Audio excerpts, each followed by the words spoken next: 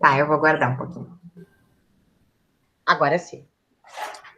Boa tarde, então, pessoal. A gente fica muito feliz em receber vocês aqui, né? Nossos queridos pesquisadores. A gente vai começando e daqui a pouco os colegas vão chegando também, né? Então, bem-vindos a essa oficina, a primeira oficina do Projeto Saberes em Diálogo, é o ateliê de escrita, né? Que foi pensado há alguns anos pelo professor Gilberto, né? E acabou não acontecendo esse ano, embora seja o mais estranho que a gente está vivendo na vida, nos proporcionou o momento de a gente conseguir fazer essa oficina, então a gente vai iniciar. Eu sou Ana Paula, eu sou professora de língua portuguesa aqui da Rede de Canoas, eu estou na rede desde 2012, eu sou do G3, então eu já participei de outros grupos, né, desde o início dos Saberes, é uma gratidão que a gente tem por esse projeto, por esse espaço, né, de a gente poder conversar com colegas, de a gente poder pensar a nossa própria prática, né? Isso é muito importante. Hoje, então, a gente vai iniciar o nosso ateliê pensando assim sobre o que é esse texto, né? Eu acho que a gente fala muito quando a gente fala em texto, a gente fala em tecido, né? E muitas vezes a gente traz essa ligação que tem entre as tramas, os fios, né? E é porque, na verdade, a gente tem essa mesma raiz, né? O texto e o tecido, né? Textos lá do latim, a gente vê o quanto essa unidade, a coisa tecida, né, o nosso texto, aquilo que a gente escreve, tem a ver, sim, com essa tessitura, né, e com o ato de a gente pensar aquilo que a gente está fazendo, e que não é fácil, e é por isso que a gente está aqui hoje, né, para a gente conversar sobre esse ato de escrever, que eu acredito que para poucos seja fácil, né, acho que para a grande maioria não é fácil escrever, a gente precisa pensar e escolher as palavras, né, acho que isso é o que vem muito assim, a gente fez uma pesquisa, a gente vai falar sobre isso, mas a gente sente assim que existe uma insegurança na escrita e ao mesmo tempo essa vontade de colocar no papel aquilo que a gente sente, e acho que na prática do professor isso é tão importante, porque se a gente não falar sobre o que a gente faz e sobre a nossa prática, quem mais que vai falar, né, sobre a docência, né, se não for a gente mesmo. Então, esse espaço acho que é muito importante para a gente repensar esse nosso papel também, como pessoas que escrevem sobre o que fazem também. Então, vou passar o primeiro slide. A gente fez vocês lembram que responderam algumas perguntinhas ali, né, no momento em que fizeram a inscrição aqui para a nossa oficina. A ideia em que a gente fazer essa pesquisa foi justamente, né, diagnosticar e conhecer a experiência sobre o ato de escrever. Então, oferecer também, né, dentro dessa oficina de hoje, as estratégias de escrita desde a escrita acadêmica. Então, é a ideia que a gente hoje consiga conversar um pouquinho, e essas perguntas foram feitas para a gente conhecer vocês melhor, né? Conhecer como que esse grupo que está aqui hoje se sente escrevendo. Então, eu vou passar mais um aqui. A primeira pergunta era: você tem o hábito de escrever textos? Sim, a maioria, né, colocou ali, né, 33% que escreve textos curtos. Ali no vermelhinho, né, que escreve pouco, raramente textos longos, né, 30%. Tem o hábito de escrever textos longos, 27%, né? E que não tem muito hábito de escrever 8%. Então, a grande maioria, assim, da nossa oficina são pessoas que escrevem, né, textos curtos, textos longos, e que estão essa vontade, né, de escrever. A próxima pergunta, em relação a se gosta de realizar os registros registros reflexivos, né, não os registros que a gente faz, às vezes, né, lá o caderno de chamada, outros registros, mas registros reflexivos sobre o que a gente faz, né, sobre a prática. E esses pensamentos, essas demandas do nosso cotidiano. 55% gostam de registrar e 27% não têm o costume, né? Ali a gente também teve outras pessoas que responderam, né, algumas outras coisas, mas também essa questão de que registra, mas sabe o quanto é importante registrar, mas nem sempre consegue realmente fazer isso. Depois a gente vai colocar os slides junto, tá? Lá com a gravação de hoje. Aqui nessa pergunta, que diz como você caracteriza suas dificuldades em escrever. Não vai dar para a gente ler tudo, né? Mas a maioria colocou a questão da concentração, né? O tempo para ler, eu acho que isso apareceu bastante, né, Gilberto? A questão de tempo para se dedicar também à leitura, porque a gente é composto por esse mosaico de textos, né? A Cristevá já dizia isso, né? Que o texto é composto por outros textos, né? Aquilo que a gente vai escrevendo nos compõe o que a gente ouviu, o que a gente conversa, o que a gente lê. Então, esse tempo para a gente ler mais é essa relação dialógica com outros textos, que também é muito importante, né? Essa intertextualidade. A gente também via ali também a questão da escrita acadêmica, que alguns apontaram como uma dificuldade, né? Com a escrita acadêmica, mas uma facilidade com outro tipo de escrita, né? A gente tem que pensar que talvez a gente nunca escreveu tanto na vida como hoje, né? Os próprios textos lá nas redes sociais, né? A gente fazer uma legenda, às vezes, para uma foto, a gente pensa e reflete sobre o que a gente está escrevendo. Talvez é uma época que a gente escreve bastante mesmo. A gente passa o dia escrevendo, né? Então, na verdade, a gente pensar que outro tipo de escrita talvez não seja tão difícil. A escrita acadêmica, depois o Gilberto vai trabalhar melhor com a gente, mas a questão de não também a gente não ter esse medo, né, de escrever na parte acadêmica também. Tem mais algumas respostas, né? A questão de desenvolver o conteúdo, expressar com palavras aquilo que pensa, né? O que sente. Às vezes na cabeça é um turbilhão de coisas e na hora de escrever fica aquela folha em branco, né? Tem várias estratégias, e depois a gente vai ver ao longo da oficina, de como não deixar só a folha em branco, né? Talvez a gente vai colocando, vai pontuando sem ter medo daquela folha e vai deixando, se organizando uma estrutura melhor para a gente não deixar nos assustar essa questão desse documento em branco que fica nos olhando, né? A organização, então, do texto, isso também é uma questão bem importante. Eu acho que cada pesquisador tem a sua forma de registrar, né? Às vezes a gente percebe que tem gente que gosta de ter o caderno de campo, de escrever, né? Tem gente que abre um documento e depois vai colocando suas ideias, colando as citações. Cada um de nós tem a sua forma de registro, né? Isso é importante a gente se conhecer também. Eu acho que cada pesquisador também vai se conhecendo a forma como prefere fazer isso. Ali também tem a questão da estrutura, isso ali repete mais uma vez a questão da estrutura, escrever em ambientes, né, pouco propícios. Me relembra um pouco, eu sou uma pessoa que gosta de trabalhar com barulho, eu não me importo, né? Tem pessoas que gostam do silêncio absoluto. Então, para a gente ver como cada um de nós é diferente, né? Eu sou uma que eu prefiro estudar, por exemplo, quando eu estava na universidade, eu preferia o bar do Antônio lá, que era um café cheio de barulho, do que a biblioteca, porque a biblioteca, cada um que entrava fazia nhê na porta e fechava, e a pessoa se sentava e me desconcentrava. E às vezes aquele movimento e todo mundo conversando ao mesmo tempo eu me conseguia fazer, né? Então, cada um de nós tem um jeito também.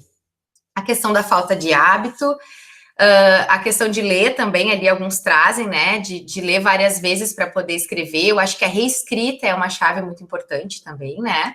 A gente relê o que a gente fez. Alguns de vocês também trouxeram a questão de trabalhar com síntese, né? Acho que no próximo vai ficar bem claro. Eu vou colocar o próximo slide, que fica bem claro ali para a gente, que a maioria ali na parte azulzinha embaixo diz ser conciso, né? Se ater a esse o essencial, né? Que é uma dificuldade grande que a gente tem de não escrever, só escrever, mas conseguir fazer uma síntese, né? Então, essa dificuldade, né, que se tivesse que escolher uma dificuldade para escrita, qual você apontaria como sendo a mais significativa, né? A maioria, então, colocou essa questão de ter ser mais pontual no que quer escrever. Entre outras coisas, né, ali fica um pouco pequeno, sei que tá difícil de ler, mas depois a gente manda o material para vocês, mas a gente percebe que todos nós temos, assim, muito em comum, né, olhando esses gráficos, assim, sobre os participantes. Acho que foi legal também a gente trazer dados da gente mesmo aqui, né, de quem está aqui hoje na oficina. Acho que isso é importante também, não trazer um dado, a maioria, né, das pessoas fazem isso ou aquilo. Não, nós aqui, como que a gente se sente ao escrever? Acho que isso é muito importante. Então, vou passar a palavra para o professor Gilberto.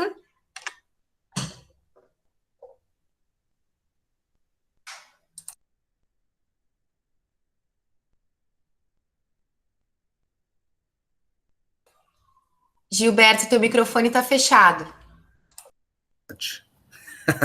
Eu ando assim lerdo ultimamente com a tecnologia. É tanta reunião, tanto encontro que a gente já entra no automático. Uma boa tarde, então, para todos e para todas, né? Um prazer, assim, estar com vocês aqui nesse espaço de partilha, na verdade, né? Fazer uma oficina, fazer um ateliê, poder compartilhar, na verdade, um pouco das nossas coisas, daquelas coisas que a gente foi aprendendo ao longo da vida, né?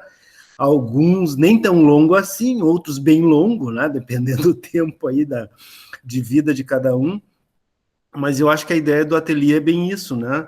Ou da oficina, ter esse espaço, assim, de poder conversar um pouco, né? Tanto que a gente propôs a ideia de delimitar um grupo mais restrito aí, para que, de algum modo, nós pudéssemos, inclusive hoje, nesse tempo que nós vamos ter, que a gente consiga conversar um pouco com vocês, tá? Ou entre nós, né?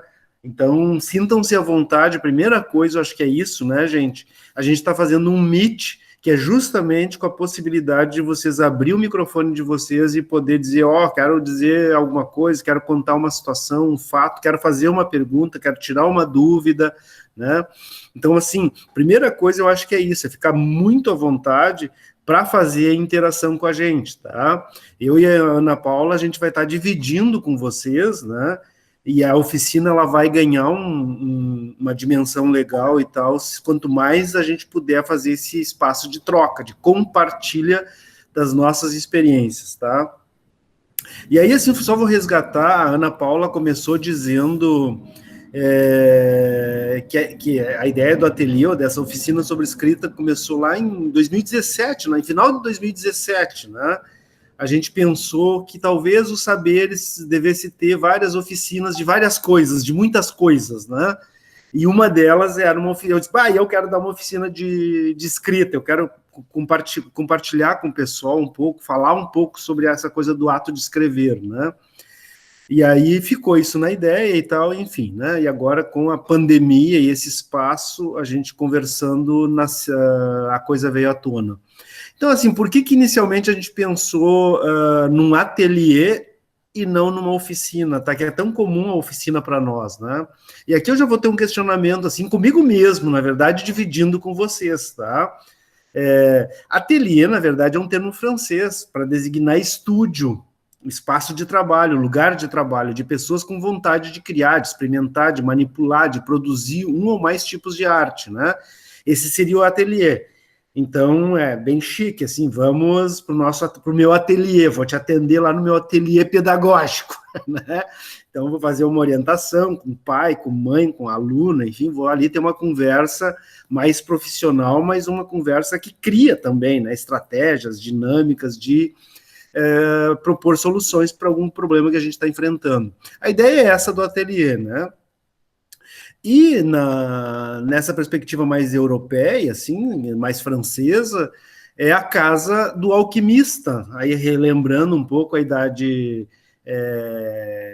esse período da Idade Média e tal, né, os primeiros caras aí começaram a pensar ciência eram, na verdade, os alquimistas, né, que são herdeiros dos primeiros outros que manipulavam e criavam coisas, fórmulas, que são os chamados feiticeiros, e que a gente poderia dizer aqui no Brasil, os curandeiros, né, das comunidades indígenas, os pajés, ou então de outras religiões mais tradicionais aí, tem as rezadeiras, né, que ainda perduram no meio de nós, aí muitas das nossas avós, né, mantém práticas aí de oração, de rezas, enfim, né?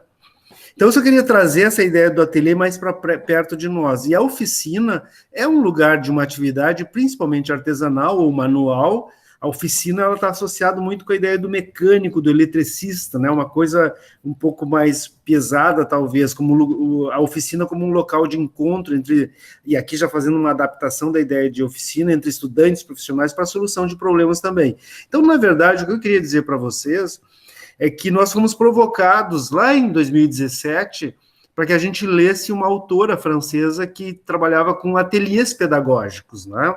E a gente foi atrás dessa leitura e tal, E aí começamos esse movimento de pensar ateliê, oficina ateliê, e eu trago as duas concepções para vocês, só para dizer, na verdade, que a diferença desses dois espaços, ela é mínima, né?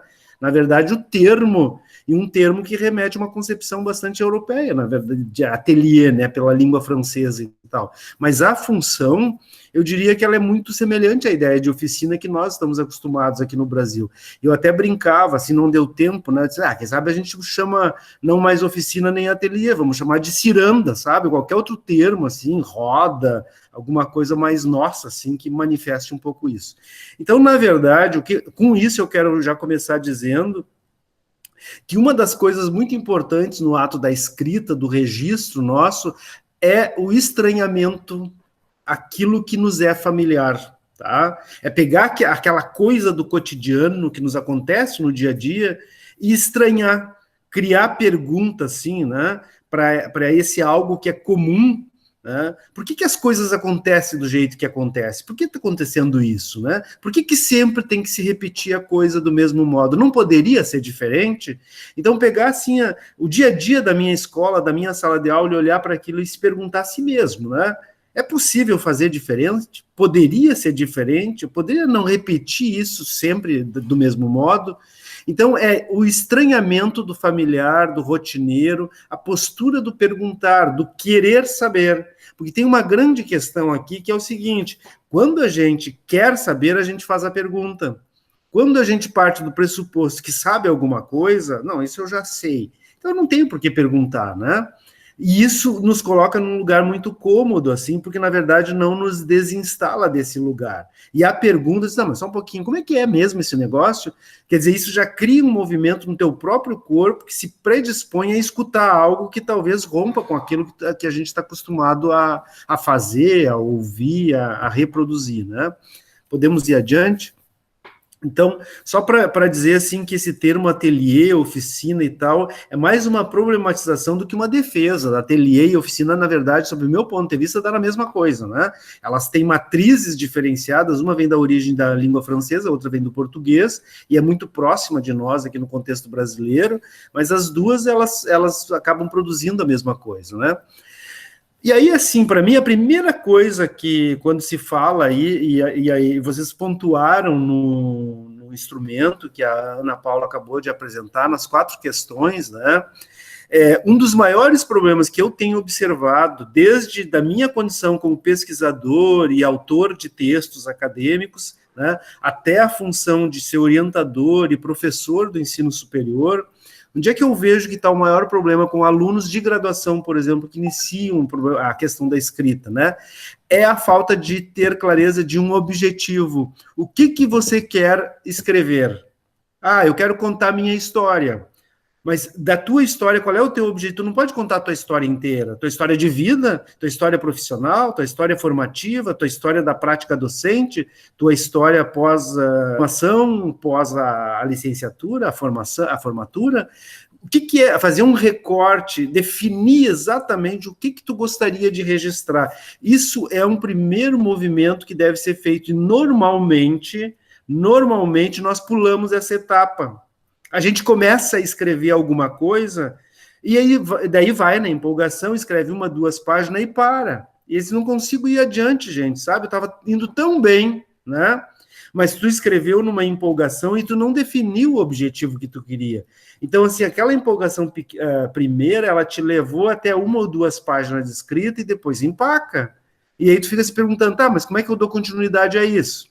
Daí, quando o pessoal me pergunta isso, eu digo assim, mas qual era o teu objetivo? Pois é, né?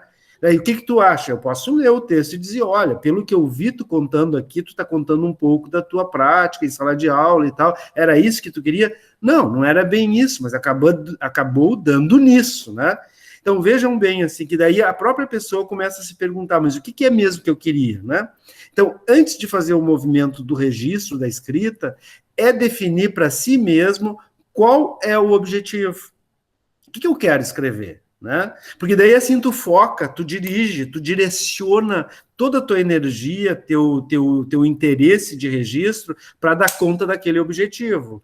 E aí tu não se desgasta escrevendo aí 1, 2, 3 páginas, depois parando, empacando e não indo. Sabe quando dá aquele branco assim? Eu estava indo tão bem e tal, e aí escrevi 2 páginas, ficou bem bonito o texto e agora não sei o que fazer. Não sei para que lado eu vou. Sim, aí eu volto de novo e digo, mas qual era o teu objetivo quando tu começaste a escrever esse texto? Eu não tinha definido isso. Pois então, esse é um dos problemas, tá? Que normalmente vai emperrar o teu trabalho de escrita logo adiante. E isso, assim, te deixa numa imobilidade total do registro, né? Então, sem um objetivo claro e definido, fica muito difícil escrever. Eu até digo que a gente escreve um pouco, entendeu? Mas depois tu empaca, para e não vai para lugar nenhum, né? É comum tu ter textos de 2 páginas, 2,5 páginas, e a pessoa vem, eu comecei a escrever um texto, Gilberto, estava muito legal e tal, tu dá uma lida, vê como é que tu me ajuda nisso, né? E às vezes eu digo assim, eu não preciso nem ler o texto, entendeu? Eu leio porque senão a pessoa vai dizer que eu estou com uma vontade, né? Mas ela me contando assim, eu disse, não preciso nem ler o teu texto, já sei mais ou menos o que aconteceu. Acho que tu começou a escrever uma coisa sem definir qual era o teu objetivo com esse texto. Né? Então, primeira coisa assim, tu mesmo pode reler o teu texto, estabelece um objetivo e ver o que dá para aproveitar desse texto que tu acabou construindo. Às vezes não dá para aproveitar nada, tem que começar do zero. Tá? Então, qual é o meu objetivo nessa escrita? O que eu quero revelar? O que eu quero contar para os outros? Né? Porque ao escrever eu também penso. Então, do que eu estou afim de pensar nesse momento? Porque às vezes a gente não está afim de pensar em algumas coisas, tem outras coisas que a gente quer muito pensar. E sistematizar e escrever é um modo de organizar os pensamentos, né? E eu gosto muito daquilo assim que me provoca, sabe? E eu acho que a gente tem que escrever a partir de algo que nos provoca curiosidade, nos atiça, sabe? Quando aquele tema, aquele assunto, aquela problemática, ela fica te acompanhando. Então tem que escrever sobre isso. Não dá para te escrever sobre temas que estão na moda, porque as pessoas estão falando no assunto e tal, mas se isso não te toca, não te afeta, não escreve, não se dispõe a escrever. Se dispõe a escrever sobre algo, de fato, que atravessa a tua vida, que mexe contigo no sentido mais visceral, né? Então, isso sim, porque daí dá tesão sentar, dedicar tempo, fazer o registro, né? Caso contrário, assim, meu Deus, agora, aqueles trabalhos de faculdade, sabe? Meu Deus, o professor pediu para a gente escrever sobre o tema, agora estou lendo aqui, remando, né? E não anda a coisa. Porque não tem nada a ver contigo, né? Então tá, gente, todo mundo passou por isso, e é preciso passar por isso, é um exercício também, né, necessário, mas agora, como profissionais da educação, já a gente está num outro patamar. Primeiro, eu acho que a gente é assumir esse lugar de profissional da educação, né? E segundo, é assumir um lugar de autoria que tem o que dizer, né? Então, como é que a gente constrói um objetivo que possa dar conta dessa tua intenção de escrita, né? Normalmente, a gente tem um tema e é preciso recortar o tema. Nós, nos saberes aí, todo mundo tá fazendo registro das suas pesquisas e tal, a partir de uma problemática que está estudando, que está acompanhando e tal, né? Então, normalmente, tu tem um tema, o meu tema é o ensino da matemática nos anos iniciais aí do ensino fundamental, né? Nos 4, 5 anos iniciais, tá? Eu quero isso. Tá, mas isso é um tema bem amplo, na verdade, né? Dentro disso, o que tu quer mesmo? Então, quanto mais tu fizer um recortar deste tema e dizer, não, eu vou lá para o primeiro ano, entendeu? E no primeiro ano eu quero ver estratégias de letramento numérico e tal, enfim, né? Que eu possa, de fato, contribuir. Eu quero pensar sobre isso, eu quero ler alguns trabalhos e poder escrever o que eu estou vivendo. Quer dizer, tu largou 3 anos aí dos anos iniciais do ensino fundamental, ficou só com um, então tu já focou, e tu diz, mas eu queria dar conta. Não, em outro momento tu dá conta do segundo, do terceiro, do quarto, do quinto, né? Mas agora, para esse momento, tu dá conta de um aspecto. Então, o recortar o tema transforma a tua escrita numa possibilidade execuível. Quer dizer, é possível tu dar conta disso com certo prazer, porque aliado à questão da objetividade da escrita, tá a coisa de tu sentir algum nível de prazer nesse registro, né, em fazer esse ato de sistematização. É preciso sentir algum prazer, porque senão a vida fica muito difícil, né? Então, eu sou defensor de que a escrita, inclusive vou falar da escrita acadêmica, ela tem que nos trazer de algum, nem sempre, né? Mas na medida do possível, um pouco de prazer. O prazer de tu escrever 1, 2, 3 páginas, mostrar para algum colega e dizer, leia, veja o que tu acha, me diz alguma coisa aí, e daqui a pouco tu acha que tá horrível, e a pessoa lê e diz assim, nossa, adorei isso aqui que tu escreveu, é bem assim que eu me sinto, né? Sabe? É muito bacana tu poder ouvir isso do outro, né? Mas a gente tem que exercitar esse movimento. Então eu trago uma estratégia aqui, que é o seguinte, para definir o que tu quer fazer, eu acho que tentar responder 4 perguntinhas. O que tu quer registrar, né, que serve para fazer pesquisa também, o que eu quero pesquisar, o que eu quero registrar, com quem que eu pretendo fazer esse trabalho, ou de quem que eu pretendo falar, quando eu dizia assim, os alunos do primeiro ano, né, tu foca, não é o aluno, é o professor que ensina matemática, ou que trabalha com práticas de alfabetização matemática no primeiro ano, né, veja bem, o tema é o mesmo, né, mas tu mudou o sujeito, teu foco está no professor e não no aluno. Né? Então, vai definindo com quem que eu quero mesmo, né? Porque às vezes, o meu tema é esse, mas é com o aluno ou é com o professor? É com os dois. Olha, com os dois eu não recomendaria de início, quem sabe tu joga força em olhar a ação do professor no primeiro momento, ou aquilo que mais te move a tua curiosidade. Se é o aluno, vai para o aluno, se é o professor, vai para o professor. Onde? Aí, na escola pública e tal, é na minha escola, ou é numa turma outra que está acontecendo alguma coisa que eu quero acompanhar, enfim. E para que eu quero fazer esse estudo, né? Na medida que tu define essas coisas para ti mesmo, é importante botar no papel ali, eu quero poder fazer um estudo no primeiro ano dos anos iniciais do ensino fundamental, sobre o letramento, enfim, a alfabetização matemática e tal, algum aspecto daí, a fim de contribuir com estratégias didático-pedagógicas e tal, para a prática da ação docente, né? Quer dizer, ponto, tu definiu o que tu quer, agora sim, vamos embora, né? Por favor. Então, a questão do objetivo, ela é muito importante, assim, no ato da escrita, tá?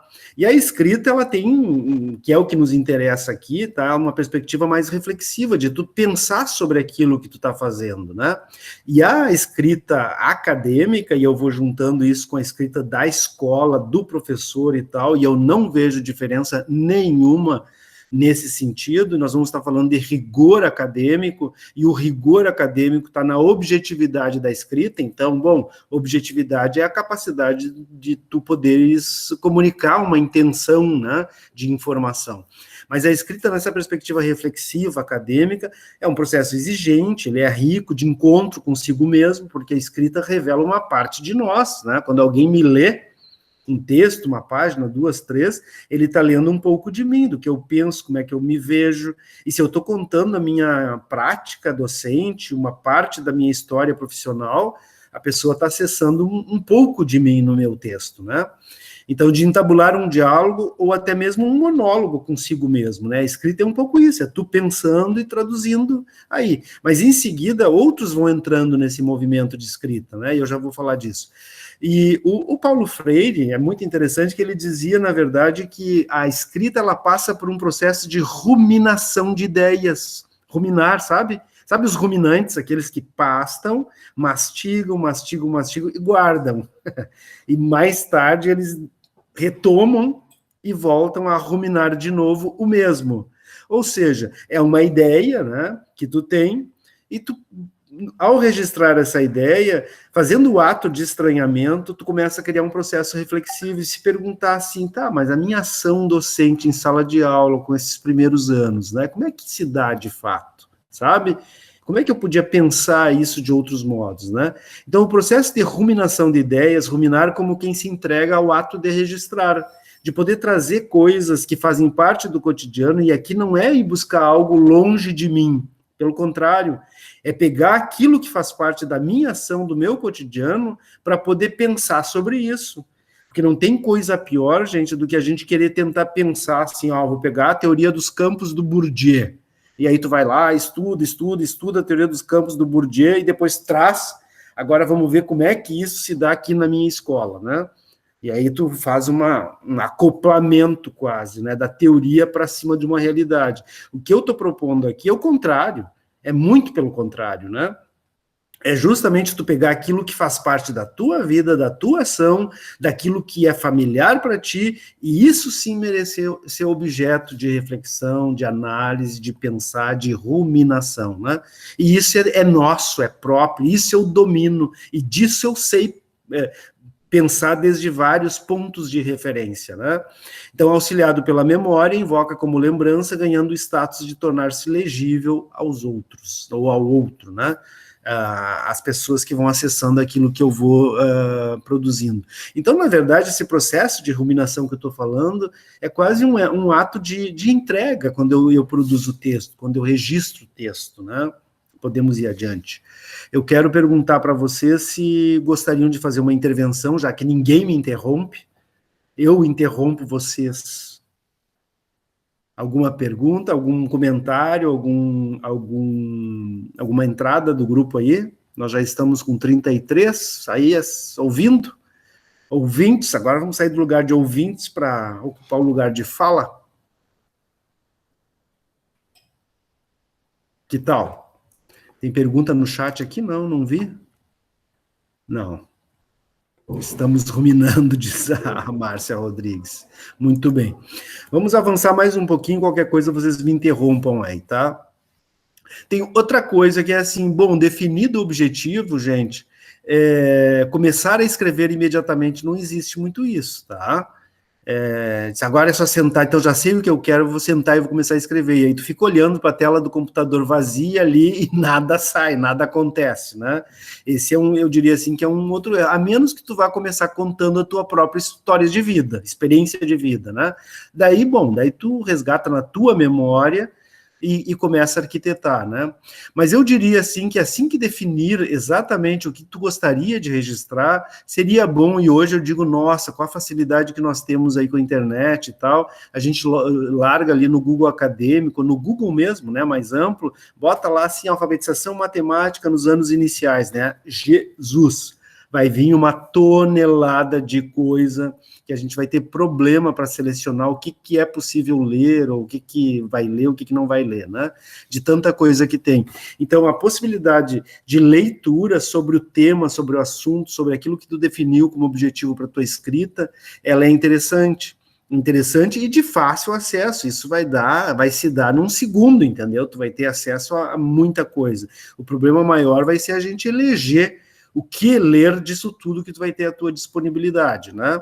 E aí eu sempre digo assim, ó, seleciona 2 ou 3 trabalhos, tá, que tu achar interessante, opte sempre por trabalhos acadêmicos, publicados em revistas acadêmicas, né? Seleciona 3, cria uma pastinha no teu arquivo, bota lá, entendeu? Salva lá os 3 textos, e aí vai se dedicar, e para de navegar na internet. Você não vai passar a semana inteira navegando na internet, né?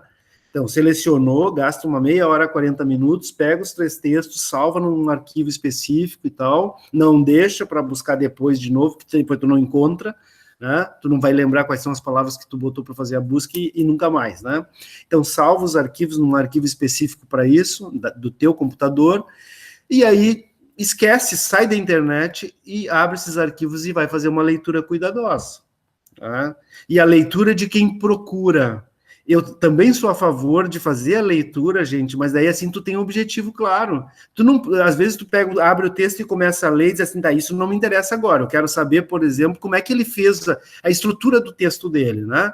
Então tu pode ler um texto procurando alguns elementos que nesse momento tu tá curioso por dar conta. Então, deixa eu ver como é que ele estruturou o artigo, que eu tenho que fazer um artigo também, eu estou escrevendo um texto, e eu quero ver se ele me dá alguma ideia na estrutura do artigo. Então, tu faz uma primeira olhada nesse artigo, olhando a arquitetura do texto do autor, né? Ele fez uma introdução e trabalhou com 3 pontos, né? O objetivo dele, qual é que era? Vai lá, era esse. E aí, para dar conta do objetivo, ele estabeleceu 3 subitens. O primeiro ele fez isso, o segundo não sei o quê, o terceiro ele fechou com o quarto, né? É uma coisa interessante, talvez eu possa pensar o meu próximo disso, né? Então, a leitura do texto, ela tem que ser uma leitura muito objetiva, assim, de quem vai extraindo informações desse material que tu vai entrando em contato, tá? Outra coisa, manter o ritmo de leitura, um exemplo, ela aumenta o nosso vocabulário, tá? Então, assim, quando a gente vê uma palavra diferenciada e tal, é bom a gente prestar atenção, assim, porque daqui a pouco tu vai precisar dela. Então, já marca, já cria uma estratégia de poder marcar esse texto. Se tu não vai imprimir, se tu vai fazer a leitura no teu notebook mesmo, no teu computador, aí tem como marcar ali com cor, né, trechos do texto no PDF e tal. Usa esse recurso, mas deixa o teu texto marcado, atravessado pela tua presença de leitura, né? E aí, assim, às vezes eu ia perguntar para vocês, né, quantos livros, quantos textos, artigos, quantos materiais esse ano até agora, por exemplo, já foi lido por cada um de nós, né? Às vezes a gente vai lendo coisa e não para. Diz, não, mas eu tenho que ler muito, né? Nós, professores, estudamos muito, gente, tá?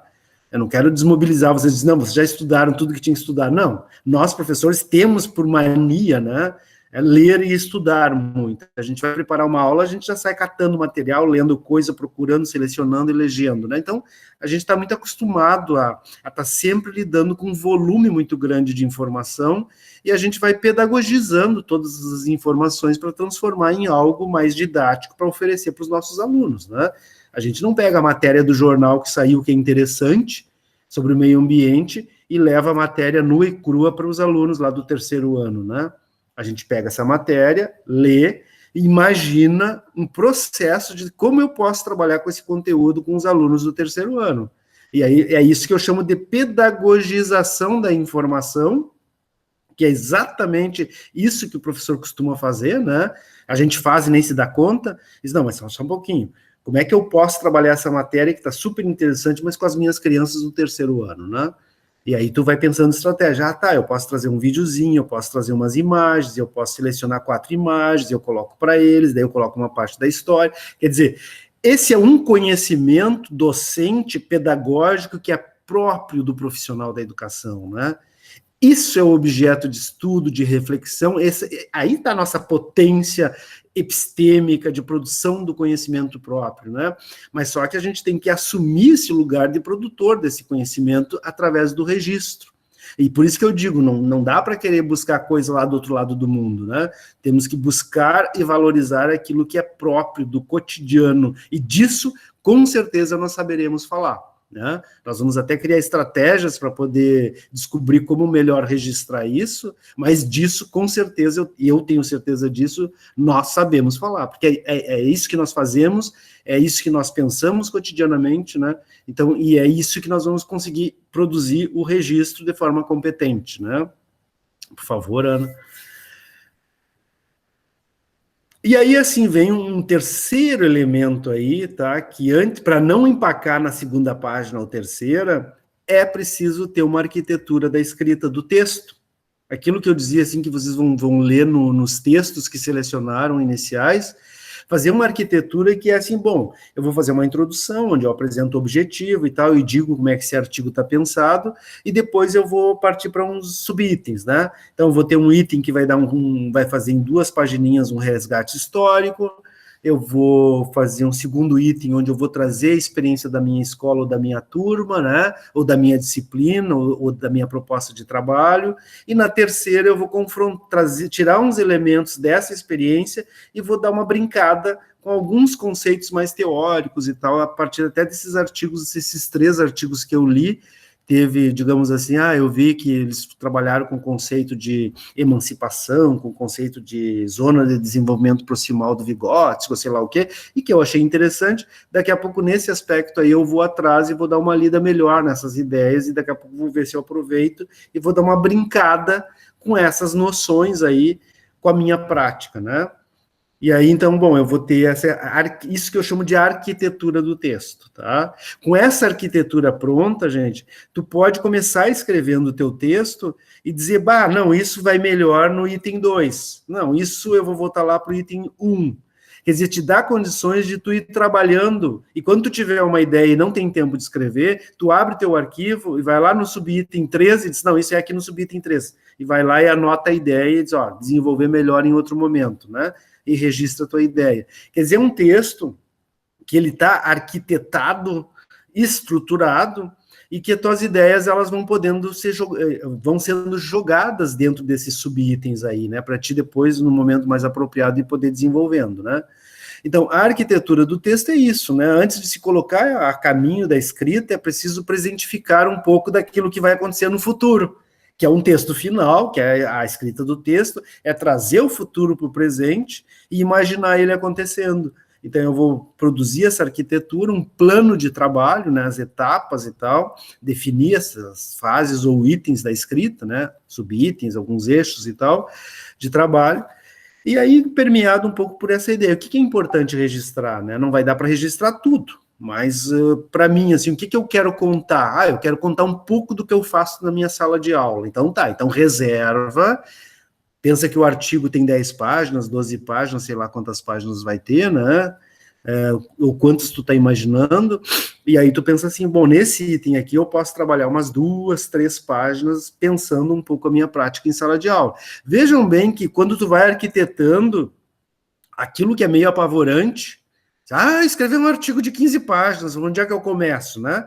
Aí quando tu vai arquitetando e vai dizendo, eu vou trabalhar com 3 subitens. O primeiro eu vou contar um pouco a história da minha disciplina, do meu trabalho, da minha trajetória como educador e como é que eu vou me aproximando a esse tema, essa preocupação com a questão, por exemplo, da, sei lá, alfabetização matemática nos anos iniciais, né? Então, eu conto um pouco isso. Depois, no segundo ponto, eu quero falar especificamente da minha turma, o que acontece com essas crianças, né? E no terceiro, eu quero brincar com alguns conceitos que emergem dessa prática e buscar alguns autores e tal, conversar com os colegas, ver se alguém me dá uma ideia, uma sugestão para eu poder confrontar teoricamente, brincar com algum conceito que eu acho interessante, né? É bom isso também, porque isso nos tira do lugar comum, né? Então, veja bem, se tu elaborar o teu trabalho com 3 subitens, tu vai ter que pensar assim, a introdução vai ter uma página, o primeiro item tu vai gastar umas 3 páginas, já deu quase 5 páginas, tu vai ter o segundo item com mais umas 3 páginas, já vai para 9 páginas, o terceiro tu vai trabalhar 2 pagininhas ali, brincando com 2 ou 3 conceitos com a tua prática, escrever mais 2 páginas, e deu, acabou, não tem mais tempo, entendeu?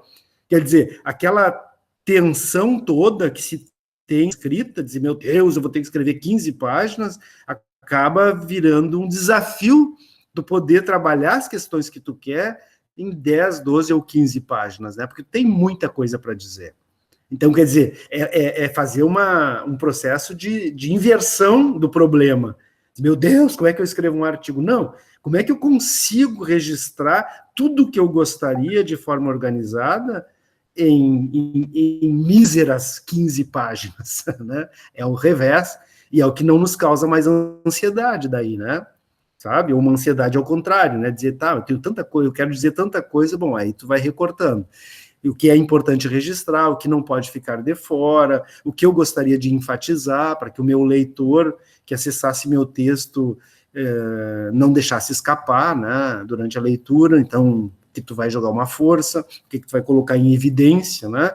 E para colocar em evidência alguma coisa, tu usa algumas estratégias. Por exemplo, tu bota até no subtítulo da parte do teu texto, né? Que é justamente para colocar em evidência algum aspecto que para ti é importante comunicar.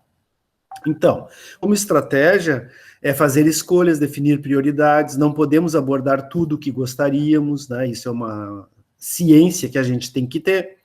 Então, retomar o objetivo estabelecido desde o início e dizer, olha, eu não vou dar conta desse objetivo daqui a pouco, eu vou recortar ele melhor ou mais um pouco, né? Eu queria analisar toda uma experiência com uma turma de primeiro ano, mas eu vou acabar pegando 2 casos de 2 alunos que me chamam a atenção e não a turma inteira, sabe? Ou então, eu queria trabalhar com a prática de 3 professores ali, que vem desenvolvendo um projeto na minha escola muito legal, mas eu não vou fazer isso, vou pegar só um professor, e depois, se eu puder, eu trabalho com o segundo. Entende? Tu vai fazendo umas opções, assim, no meio do caminho, que é para transformar o teu registro, a tua escrita, em algo que é possível de ser executado com sucesso, tá? E sem ansiedade, sem dor, né? Então, meu lembrete aí, menos é mais. Menos garante que tu consiga produzir o teu texto com certo sucesso, tá? Porque senão, assim, a ansiedade, ela pode imobilizar a tua capacidade criativa de escrita, né? E não é isso que a gente quer. Ponto, abro de novo mais um espaço para perguntas, um de cada vez. Brincadeiras. Alguma coisa, algum comentário? Tá, você não começar assim que nem professor, sabe? Começa a chamar, oi, Márcia Rodrigues, e aí, o que tu tem para dizer? Brincadeira. Gilberto, fala, Adriana. Eu acho que nesse ponto todo, e aí falando eu, né, me colocando nessa fala, acho que a dificuldade, às vezes, ela para ali no que é importante registrar. Eu, muitas vezes, faço muitos registros, tenho muitas ideias, e depois, essa coisa do menos é mais, no medo de não abordar tudo que eu gostaria, talvez eu tenha que melhorar as minhas escolhas e focar em pequenos pontos. E como isso parece simples, mas não é. É uma questão até de organização mental e que objetivo que se quer atingir com o texto, para daqui a pouco as coisas não se perderem e depois na hora de ter que concluir, de ter que dar um fechamento, não parecer as coisas desconexas, né?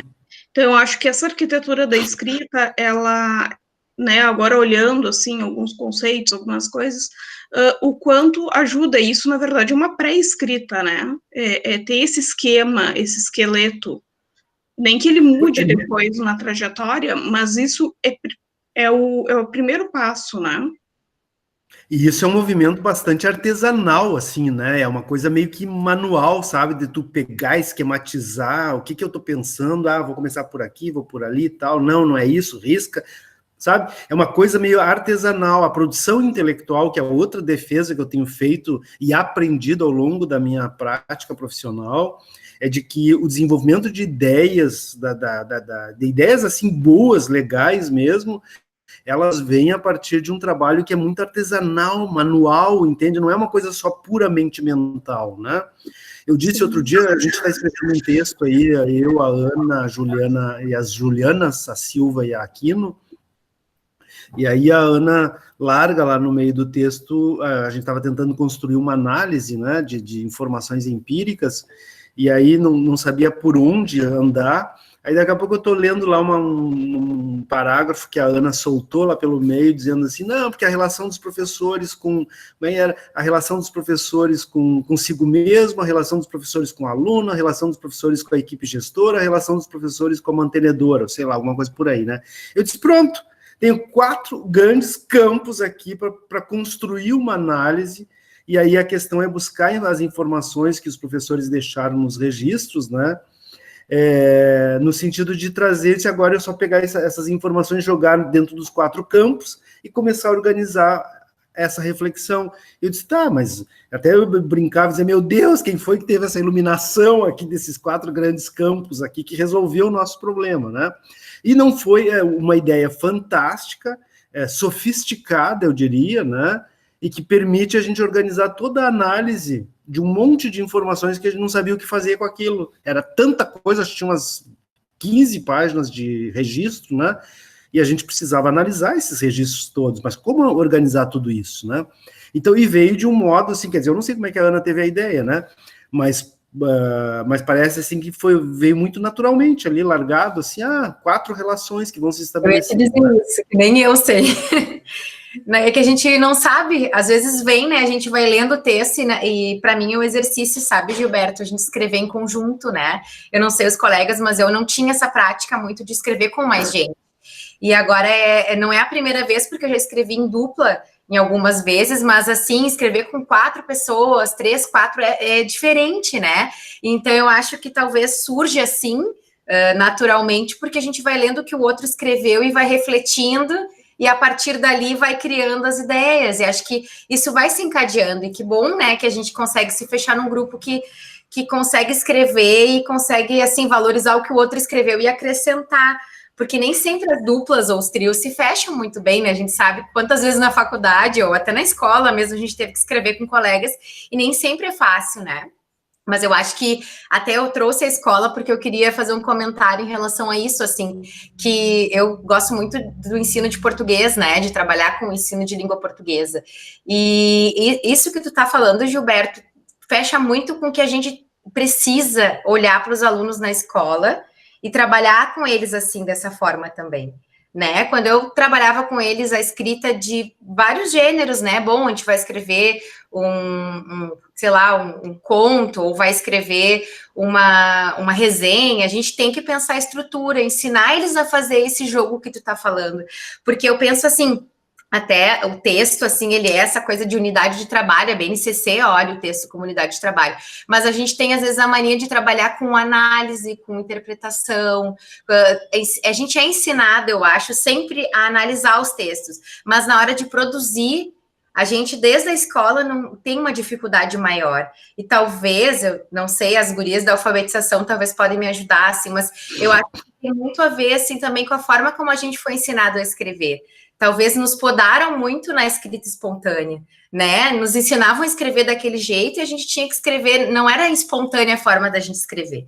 Então, pode muito ter disso, né? Quando eu trabalhava muito com 8º e 9º ano, na hora de ensinar a escrever, era bem isso aí. Olha, gente, pensa no início, meio e final desse teu texto, tu quer analisar essa ideia, mas tira as outras que, né, o que conversa com aquilo, isso vai em qual parágrafo, quando a gente aprende a fazer dissertação, né, ali aquilo de dissertar alguma coisa, né, fazer aquilo que a escola sempre teve como redação, né, que agora a gente já trabalha, assim, com a questão dos gêneros textuais, mas eu acho que tem muito a ver com o que a gente também aprendeu na escola, né? A gente é formado por isso, né? Acho que a gente carrega, né? Tudo que a gente é, o que a gente se constituiu na vida toda. E talvez a gente tenha essa dificuldade na escrita justamente porque lá na hora de aprender a escrever, né? Ficaram nos dizendo lá, o Ivo viu a uva, e a gente ficou naquela relação com a escrita de que coisas que a gente falava eram erradas, né? E que a gente não podia ser livre para criar.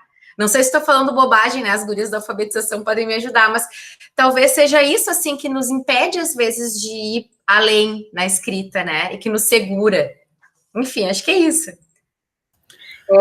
Eu acho também que, pelo menos que acontecia comigo, que quando eu comecei a imaginar que eu estava fazendo uma escrita acadêmica, eu pensava assim, bem que nem o Gilberto falou, eu começava a querer ler tudo, e chega num ponto que se a gente realmente não organiza as leituras e um pouco lê, um pouco escreve, a gente acaba meio que se perdendo. Eu tinha muito medo, eu lembro que quando eu apresentei meu projeto, o professor da banca, o Edgar tinha, ele disse assim para mim, Ju, tu tens que conversar com os autores. Eu tinha essa dificuldade, assim, eu tinha a impressão assim, que o que eu tinha que escrever, eu só posso escrever alguma coisa e para mim referenciar era alguém mais inteligente que eu ter dito isso em algum outro momento. Agora, né, com o tempo que eu comecei a me autorizar, não. Eu leio o que o outro escreveu e a partir do que o outro escreveu, eu então dialogo com ele, tento produzir um conhecimento a partir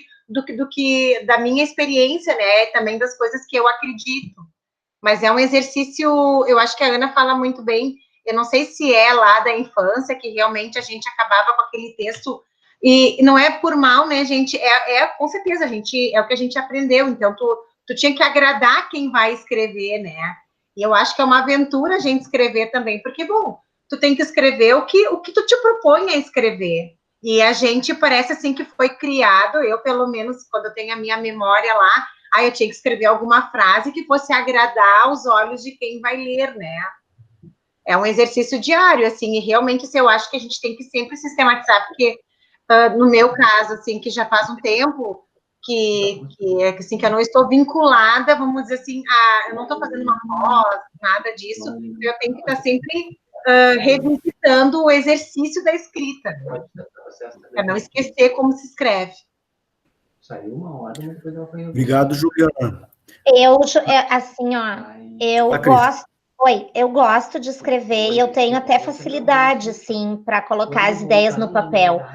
Mas uma dificuldade que eu tenho e até um medo, e eu acho que é por falta de treino, é que às vezes eu leio vários autores, aí assim, se eu vou escrever, eu tenho muito medo de estar escrevendo e de repente, até inconscientemente, tá escrevendo uma ideia do autor, tipo assim, cometendo um plágio, entendeu? Então, isso eu ainda não sei direito, assim, ó, o limite. É uma coisa que eu preciso exercitar mais. Tá. Acho que eu vou falar um pouquinho mais adiante sobre isso, a coisa da presença dos autores, do diálogo aí que a Juliana falava, né? E aí vamos avançando, então, Ana, para o próximo slide. E aí eu acho que eu já entro nessa questão, né? Eu gosto muito, gente, dessa expressão, e quem me conhece já, eu não canso de insistir, tá? O artesanato intelectual, que na verdade é o título de um livro do Charles Wright Mills, tá? E vocês encontram aí pela internet, mas ele está publicado, dá para comprar um livrinho, eu acho show de bola. Ele sabe aqueles textos assim que marcaram a tua vida e tipo assim, poxa, por que eu não li isso antes, entendeu? Por que não me falaram disso? É um texto de 52, eu acho, tá? Não é coisa de 5 anos atrás, de 1952. O Charles Wright Mills é um sociólogo da escola de Chicago, ali, da sociologia norte-americano. Ele faz uma pesquisa com trabalhadores em fábricas, né, no final dos anos 50, ali, dos anos 40, e aí ele escreve o livro dele, que é Imaginação Sociológica, e no final do livro ele tem um apêndice, que é um capítulo de umas quase 30 páginas, onde ele conta metodologicamente como ele construiu a pesquisa, né? E conta todos os percalços, é algo inusitado, assim, para a pesquisa naquele período, né? E ele chama esse apêndice do livro dele de artesanato intelectual. E aí ele vai dizer que toda a elaboração intelectual e tal do trabalho, da pesquisa acadêmica, a reflexão e tudo mais que ele produziu, ele conta os detalhes de como ele fez para organizar tudo isso, né? E aí que ele errou, entrevista que não deu certo, ideias, assim, de conceitos que ele começou trabalhando, que ele teve que largar de mão, entendeu? Porque não ia levar para lugar nenhum, que estava equivocado, que não viu isso nos dados com os trabalhadores, né? Enfim, mas ele conta isso, gente, sabe? Isso é raro na escrita acadêmica, a gente acessa o texto, e o texto, o artigo acadêmico, ele é limpo, né? Ele é bonito, assim, bem escrito, bem elaborado, é um texto bem articulado, teoricamente, com os conceitos, todos eles muito claros. E aí a pergunta que fica para a gente assim, tá, mas essa criatura é um gênio, né? Porque olha só como é que ela escreve desse jeito, né? Gente, a gente sofre horrores para chegar até esse texto que é o produto final. Esse processo de construção é que a gente não tem acesso. E daí, para quem não está acostumado a escrever, quando lê o texto, diz assim, tá, mas eu não tenho essa capacidade toda, né, de produzir um texto com essa competência. Mas a pessoa não está te contando tudo que ela sofreu para escrever isso, sabe? Então, nós acabamos criando uma imagem falsa de que a escrita, assim, eu tenho que sentar no computador, começar a escrever e o texto sair pronto, lindo, bonito, né? Não é assim. Sabe, a gente escreve 300 vezes, revisa 300 vezes, sabe, e reescreve de novo, e troca a palavra aqui, ajeita parágrafo ali, e dali 3 dias tu volta de novo, tem vontade de escrever tudo diferente, sabe, enfim, né, a escrita faz parte, exige esse processo, né, de revisitação permanente, né, então, implica aí um pouco de dedicação, de tempo, implica o fato de tu ter um pouco de disciplina, de querer fazer o registro, né? Então, fazer uma organização espacial, uma organização mental, que recurso tu vai lançar a mão. Então, quando eu disse para vocês ali, cria o arquivinho lá no teu computador, seleciona os 3 textos, joga lá para dentro, entendeu? Deixa organizadinho, que quando tu tiver um tempo, tu vai direto naquele arquivo, puxa um dos 3 textos e começa a trabalhar com ele. Quer dizer, para te fazer isso, tu precisa de 2 segundos, entendeu? Tu não é assim, eu tinha encontrado um texto bacana, legal, que tinha tudo a ver com o que eu queria escrever. Onde é que foi? Acho que foi no Google, acho que eu botei aqui, acho que está lá, nunca mais, esquece. Vai passar 3 horas caçando e não vai encontrar. Então, por isso que eu digo, tem uma organização artesanal aí, que é o fato de tu poder trabalhar nessa perspectiva de organizar as coisas, né? Joga para dentro de uma pasta, de um arquivo, entendeu? Ou de uma pasta, o material para tua escrita e deixa lá. Quando tu vai ter tempo, tu vai direto lá, abre a pasta, tira os teus arquivos e já começa a trabalhar. Ou seja, não fica navegando pela internet, porque entrou na internet e deu, nunca mais tu sai de lá, né? Só à meia-noite, tá? Só que daí tu perdeu 3, 4, 5 horas às vezes, né? E diz, meu Deus, eu não fiz nada. Não, não fez. Aí precisa autodisciplinamento. A internet é um horror, gente. Eu sei porque eu ainda sofro com isso. Tem milhões de coisas para fazer, vou dar uma espiada ali para ver o que o pessoal anda escrevendo e tal, e Deus me livre, né? Ninguém mais me arranca de lá, sabe? Passa 3 horas, né? E, bom, aí tu encontra milhões de coisas, menos o que tu precisa, tá? Então é uma luta permanente essa nossa aí de entrar para a internet buscando coisas, né? Porque é um emaranhado, tu entra lá e nunca mais sai. Lançar mão do que ajuda para sistematizar esquemas, palavras-chave, temas, imagens, histórias, né? Histórias interessantes que acontecem em sala de aula, vale a pena contar num artigo, vale, porque ela ilustra muito bem, às vezes, uma discussão que tu quer trazer. Então, traz a historinha que aconteceu com o teu aluno, diz, mas isso me acontece todo dia, registra essa historinha no teu texto, sabe? Hoje o Marcelo chegou e tal, e me contou tal e tal situação, assim, assim, assim, sabe? Faz um recorte no teu texto e apresenta a historinha, porque dessa história aí, dentro dela, provavelmente tem um monte de elementos que se tu voltar a ler ela com calma, tu vai tirar coisas interessantes para poder pensar o teu objetivo, né? Então, lançar mão dessas imagens, dessas histórias, assim, que nos acontece no cotidiano, né? Isso vai criando as condições para a produção intelectual, que ela não é nascida do nada, ela se nutre daquilo que a gente vive no cotidiano. Adiante. Gilberto, só antes de passar, eu lembrei, agora estava olhando, te ouvindo falar, e lembrei de uma estratégia também que eu utilizei bastante no ano passado, quando estava terminando a psicopedagogia, que era de fazer o registro pelo próprio, pode fazer no WhatsApp, mas pode ser no próprio documento do Drive, falando. Então, colocava ali, ele escreve para ti, né? Tu pode usar essa forma de tu ir narrando, vai contando o que te aconteceu, porque muitas vezes a gente não tem como fazer o registro na hora, né? Nos acontece alguma coisa, agora a gente está longe da sala de aula, né? Assim, física, mas nos acontece alguma coisa e a gente não consegue fazer o registro naquele momento. Mas na época que eu estava fazendo o relatório de estágio, a gente utilizava bastante isso, né? De falar e ele próprio escreve lá no documento do Drive e fica salvo para ti. Então, é uma forma de fazer um relato mais rápido e que não vai, né, se perder, né? Porque a gente sabe que se perde muita coisa da nossa prática. E antes também de eu perder o gancho, eu só ia te dizer que essa questão da escolha das palavras, não sei se vocês conhecem, assim, mas eu trabalhei muito tempo com crítica genética dentro da universidade, né? Eu trabalhava no acervo do escritor Caio Fernando Abreu, e tinham as outras versões dos textos em que ele tinha a publicação, e a gente tinha o material todo dele, né, desde o guardanapo, que ele tinha escrito alguma coisa e guardou, a folha de árvore, até os textos, e tudo que tinha dentro daquele acervo, e a gente trabalhava com crítica genética, que é a gente olhar as outras versões e ver o porquê que aquela pessoa trocou a palavra, né? Por que ele rabiscava? E a gente dizia que o melhor de um texto era quando a gente ia olhar o manuscrito e ele estava todo riscado, né? Ele tinha todas aquelas marginálias e tinha tudo que o autor pensou. Então, ali a gente conseguia ver o que tinha, né? O porquê da mudança, né? Não para a gente, no sentido de querer saber o que o autor ia dizer, porque a gente sabe que o texto não é o autor, né? Que a gente tirar um pouquinho essa ligação, mas era muito legal, assim, de estudar dessa forma.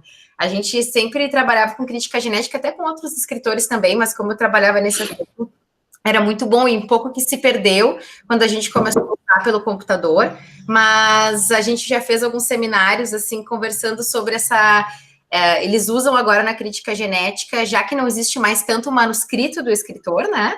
A gente pode utilizar os documentos, né, do Drive, né, eu sei que alguns escritores recentes, como Daniel Galera, esses que estão agora, né, contemporâneos, a gente ainda assim consegue fazer crítica genética olhando o documento anterior e ver o porquê das mudanças, né. O que é muito interessante, embora a gente saiba que é um trabalho difícil de se fazer, né, de ir analisando. Uma vez eu fiz um trabalho que analisava 4 versões de um mesmo conto. E tinha muitas mudanças, assim. É bem legal. Bacana. Vamos avançando, Ana, mais um pouquinho, então. A estratégia aqui que eu coloco é pare para fazer a organização, né? Saia de casa, busque um lugar para escrever. E outra coisa, gente, assim, ó, eu sofri muito em vários momentos da minha vida até me dar conta disso, né? Sentar na frente do computador não é a melhor solução para escrever, tá? Tu senta, gasta ali teus 10 minutos, assim, tentando se organizar e tal, para começar a escrever, e se a coisa, mais 5 minutos, uns 15 minutos aí, e se a coisa não avançar, a minha sugestão é essa, olha, faz um mate, ou bota um tênis, e vai dar uma corrida, entendeu? Provavelmente, meia hora de corrida vão te alucinar de ideia do que tu ficar 2 horas plantada na frente de uma tela do computador tentando escrever alguma coisa, tá? Plantado aí, né? Vai caminhar, vai dar uma volta na quadra, vai para a praça, vai ver gente, vai ler outdoor, sabe? Porque às vezes tu olha um outdoor e diz, nossa, não tinha pensado nessa ideia, né? E o outdoor tá vendendo alguma coisa, mas só que tu associou com alguma ideia daquilo que tu tem interesse de escrever e aquilo aciona a tua capacidade criativa de escrita, né? Então, eu digo assim, que tu sair para a rua, ver gente, ver coisas, ver pessoas, ajuda, às vezes, a organizar e a ter as ideias para te construir a tua escrita, né? Quando tu já leu e tu já estruturou a coisa, e tu tá só esperando aquele link, aquele momento, assim, não é trancafiado em casa, né? Que a gente vai conseguir isso, e olhando para a tela em branco do computador, ali da página do Word que tu abriu, né?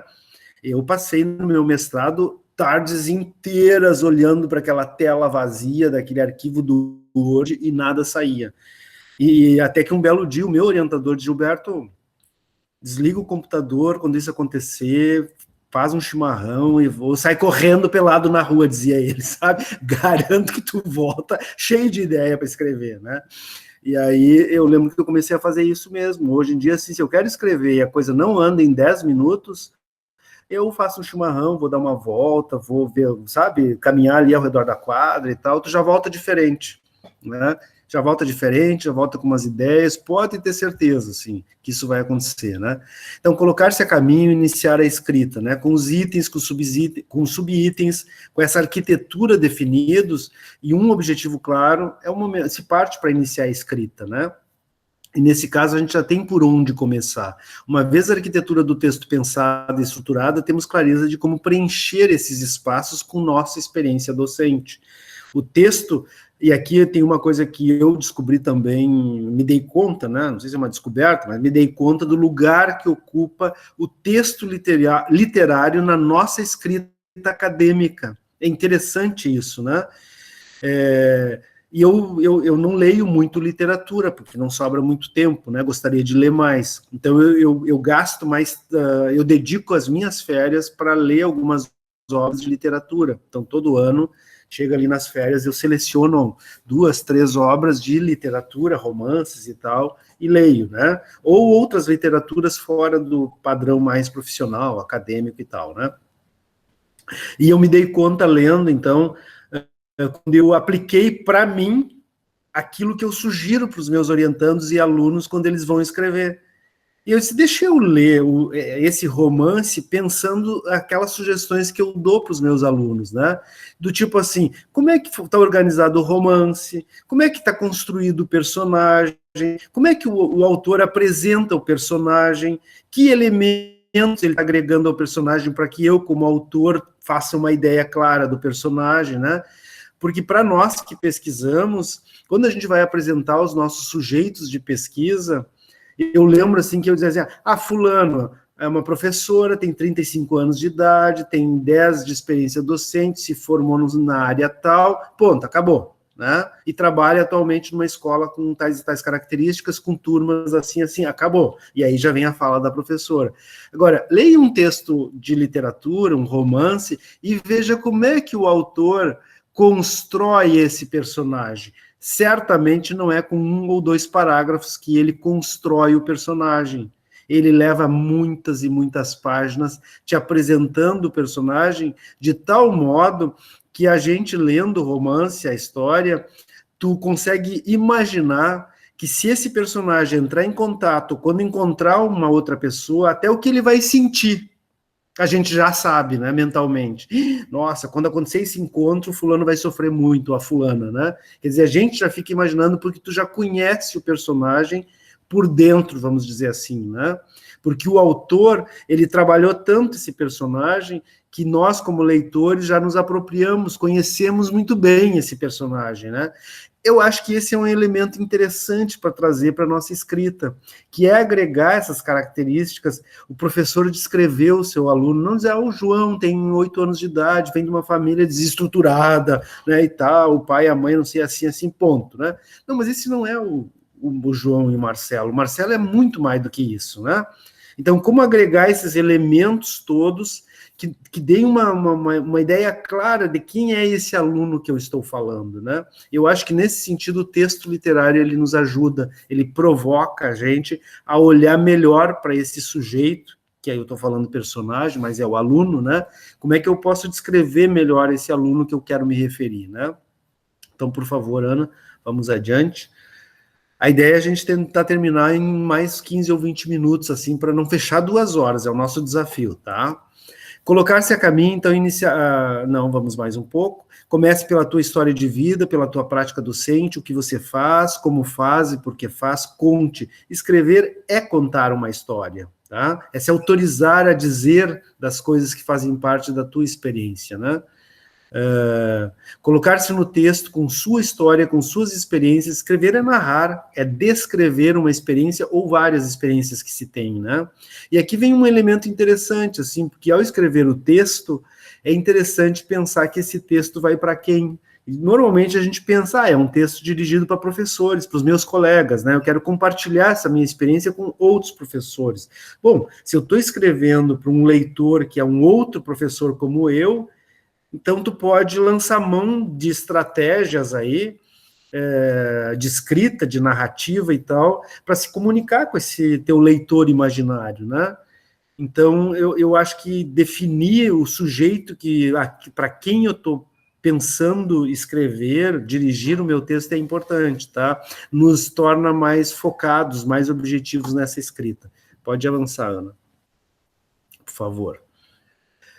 E aí entra uma coisa que é bem acadêmica, né, sabe, que nós já falamos um pouquinho aqui, que é, assim, os ditos interlocutores, que eu estou chamando aqui de interlocutores, né, que na academia se chama dos autores de referência, né, os teóricos, tá? Eu gosto de chamar os famosos teóricos de interlocutores. Com quem eu converso, que a Juliana falava antes, né? Que diálogo tu estabelece? Porque é o seguinte, gente, se o autor não tiver nada para dizer para ti daquilo que tu está pensando, fazendo, vivendo, experimentando, ele não é um bom interlocutor, lamento muito. Pode ser o cara show de bola, o intelectual mais reconhecido do mundo, entendeu? Mas tu leu ele e ele não te diz nada para aquilo que tu está interessado em pensar, descarta. Mas descarta solenemente, sabe? Sem medo, sem consciência, sem como é que é? Sem peso na consciência, né? Oi, quem sou eu para dizer que o fulano não serve para mim? Não serve, eles não servem para tudo. Eles servem para algumas coisas e para algumas pessoas, inclusive, né? Não é para todo mundo, tá? Então, assim, Freire não serve para todo mundo, sabe? Tem algumas pessoas que leem Freire e dizem, eu não me acho muito nessa discussão aqui, ele acaba me mobilizando, é uma leitura que não me projeta para frente, né? Talvez o Freire não seja exatamente teu autor de cabeceira, né? Talvez tu precise de outros autores aí, tem que descobrir quem são esses caras que vão nos provocar. Eu tenho uns autores, assim, ao longo da minha vida que eu não consigo lidar com eles como autores de referência, mas são autores que eu volta e meia preciso ler eles de novo, porque basta, às vezes, eu ler meia página e eu tenho uma vontade imensa de escrever horrores. Tem um autor que eu vou citar o nome dele, que é o Homi Bhabha, que é um indiano, e o Homi Bhabha, eu nunca cito ele diretamente, né? Mas é só ele estar empacado com alguma coisa, eu vou lá, abro o Homi Bhabha e leio 2, 3 páginas dele e deu. Ele tem uma capacidade de provocar uma vontade de escrever em mim, assim, é uma coisa louca. Então, eu nem cito ele, entendeu? Mas o modo de escrever dele tem algo que se comunica direto comigo e que me provoca. Então, eu descobri isso, que o Baba tem essa habilidade, assim, a escrita dele tem uma habilidade de provocar a vontade de eu escrever. Então, eu estou empacado, chegou o momento de eu resgatar o Baba, ler o Baba aí, que é o Local da Cultura, é um livro dele, né, que está traduzido aqui no Brasil. E aí e confesso para vocês que eu acho que eu não terminei de ler o livro dele, não. Eu tenho ele um livro há uns 10 anos, mas toda vez eu vou lá, leio 2, 3 páginas, né? E aí tem que parar porque eu tenho vontade de escrever. Os interlocutores, então, essa que eu estou chamando de seleção interna, né? Não pode ser gente estranha, gente, tá? Não pode ser criaturas de outro mundo, sabe? São aquelas pessoas, são aqueles pessoas, autores, que dizem alguma coisa para mim, né? Que conversam comigo, sabe? E aí fica fácil o diálogo, né? Imagina tu tomar uma cerveja e fazer um happy hour com um grupo de pessoas que não são interlocutores bons para ti. Vai ser um pé, né? Sabe? Vai ser um momento não muito agradável, assim, tu fica lá, pois é, né? Será que chove hoje e tal, né? E aí a coisa não anda. Agora, tu reunir com bons amigos, assim, que tu vai falando e o papo flui, a relação com autores, eu entendo que tem um pouco disso, viu? Tem que fluir esse movimento de troca, né? Tu tem que ler o cara e o cara tem que começar a dizer coisas para ti, tem que provocar em ti reações, né? Então, eu acho que é esse um pouco o papel da entrada de autores, dos interlocutores, que eu chamaria eles os privilegiados, os companheiros dessa escrita. E é deles e com eles que eu parto para buscar ampliar e solidificar as minhas inquietações aí de caráter mais de conhecimento, de escrita, de registro, de reflexão, ou, em última análise, de caráter epistêmico, né? Ou seja, de produção desse conhecimento mais elaborado. Avançamos, Ana. Eu não sei se é a Ana ou a Juliana que está passando aí. E aí eu diria assim, ó, antes de tu sair correndo e dizer, meu Deus, que autor eu vou usar então, explora a tua própria memória. Porque vocês passaram por uma faculdade, muitos de vocês fizeram pós-graduação, especialização, muitos de vocês fizeram mestrado e tal, fizeram vários cursos, entraram em contato com várias pessoas e tal, e todo mundo vai trocando coisas, sugerindo coisas, né? Então, eu sugiro assim, em vez de tu sair enlouquecidamente, entrar na internet e ver o que tem, não, entra no encontro contigo mesmo, assim, quais são os autores que eu já li e que marcam para mim significativamente, né? É com essas criaturas, num primeiro momento, é que eu vou tentar construir o diálogo, tá? É com eles que eu vou resgatá-los e vou começar a retomar essas leituras, né? Então não vai buscar uma coisa longe de ti, sabe? Ah, vou ler uma coisa nova agora. Não, talvez tu tenha que resgatar os autores que já te acompanham e tirar deles o que eles têm para dizer para ti nesse momento, a partir dessas questões que tu está se colocando, né? Então, explorar a memória em um primeiro momento, fazer anotações, ir em busca dessas obras, dos textos, retomar algumas leituras, né? Aflorar essa memória aí de alguns textos, daqui a pouco tu mexeu lá na graduação e tu diz, mas esse texto era bonito, bacana, me provocou na época, né? O Ciro White Mills, esse que eu falei, o Artesanato Intelectual, eu li ele quando eu ingressei no mestrado na URGS, em 95. Eu nunca mais larguei esse texto. E eu cheguei a perder o texto, porque era xerox, né? Agora não, agora tem um livro, saiu reeditado em formato de livro, em 2006, se não me engano. Eu comprei o livro. E teve uma época que eu emprestei o texto xerocado para alguém e nunca mais encontrei o texto, eu quase pirei. Eu sabia o texto quase de cor, né? Eu li ele e nunca mais esqueci de tanto que ele significou para mim.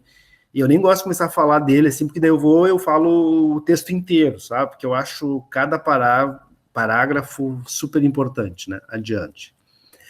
E aqui eu queria falar sobre rigorosidade, né, que é um termo muito ouvido, assim, o texto acadêmico, o texto escrito com essa perspectiva mais acadêmica é um texto marcado por rigor, né? O que é o rigor acadêmico, gente? O rigor acadêmico é a clareza e objetividade do texto, em comunicar o que se deseja. Esse é um texto rigoroso, é um texto que não dá margem no sentido assim de tu não entender o que o autor está dizendo, né? Um texto pontual, sabe? O que eu quero dizer é isso de tal forma. Então, estratégia para isso, pense com a cabeça do leitor. Será que o que eu estou dizendo é claro para quem vai me ler? Porque às vezes a gente eu escrevi o texto, achei que estava claro, daí deu para o meu colega, ele leu, não entendeu. Ah, é que não é da área, né? Ou tu dá para o teu companheiro, para tua companheira, que é lá da administração, ou de outra área qualquer, e aí a criatura não te entende. E aí a gente se desculpa e diz assim, tu não entende porque tu não é da área da educação, tu não sabe do que eu estou falando, né? Não, gente. Um texto objetivo e claro, ele tem que ser compreendido por qualquer pessoa que seja alfabetizada, tá? Então, alguém dizer essa desculpa de que a pessoa não está entendendo porque ela não é da área da educação, porque ela não sabe do que tu está falando, não. Tem um problema no texto aí. O texto não está comunicando claramente as ideias que tu quer comunicar. Então, revisa o texto, reescreve o texto, melhora o texto, né? Então, pensar com a cabeça do leitor, use uma linguagem simples e direta. Vá direto àquilo que tu quer comunicar, né? Isso é uma estratégia. Avançando, Ana.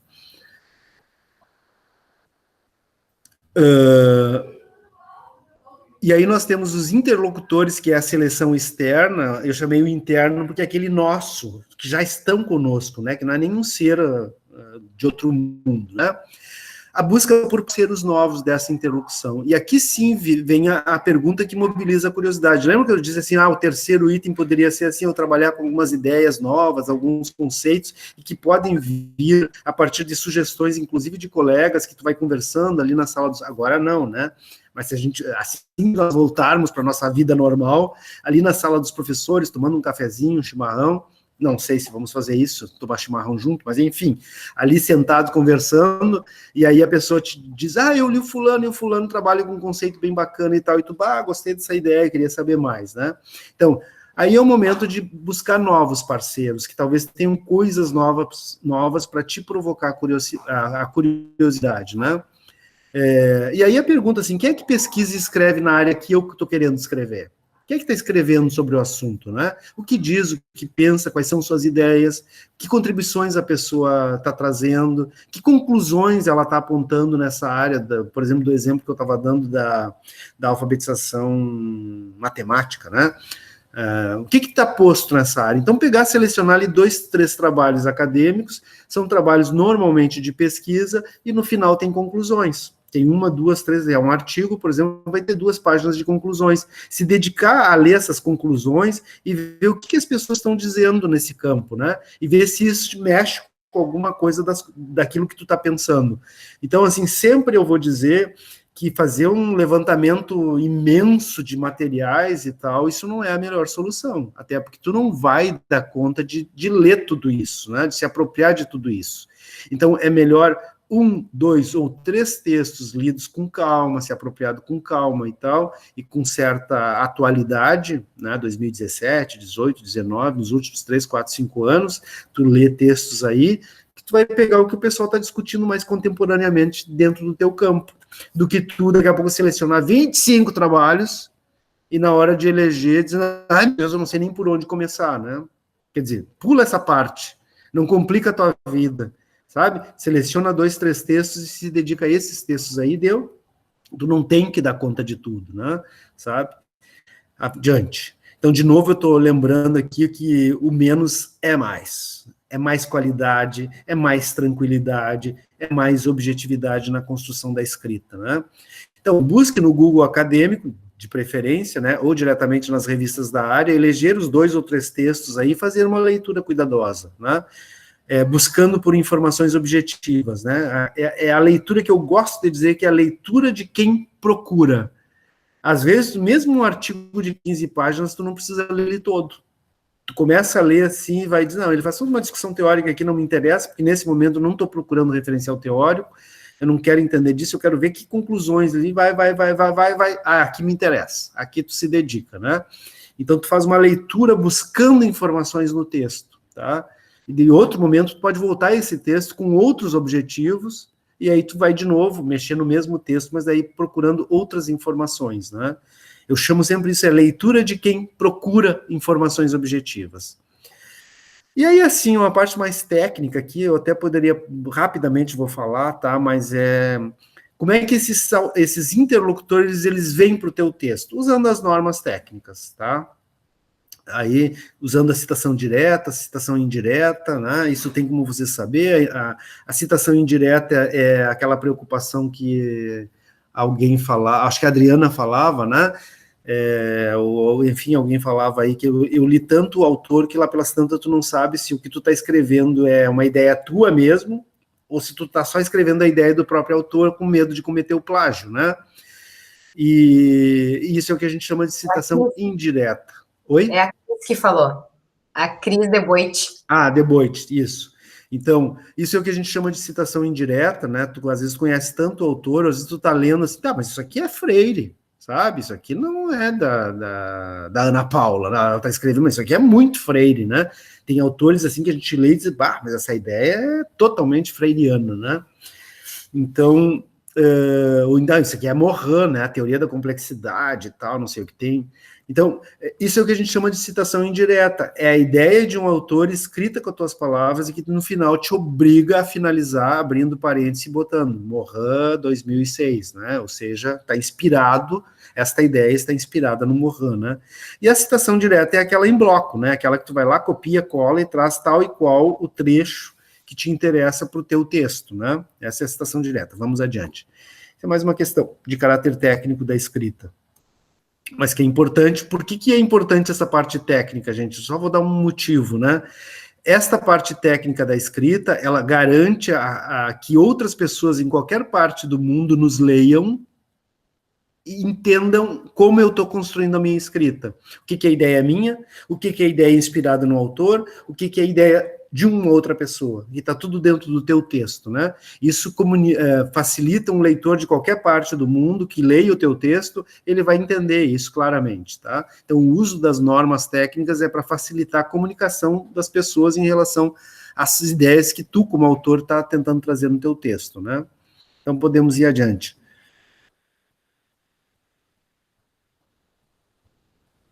Então, como vou costurando a experiência da pesquisa proposta com esses autores, com essas minhas ideias, com a minha experiência dentro do texto, né? Eu tenho o texto que vai emergindo desse processo, é o que a gente poderia chamar da famosa triangulação, tá?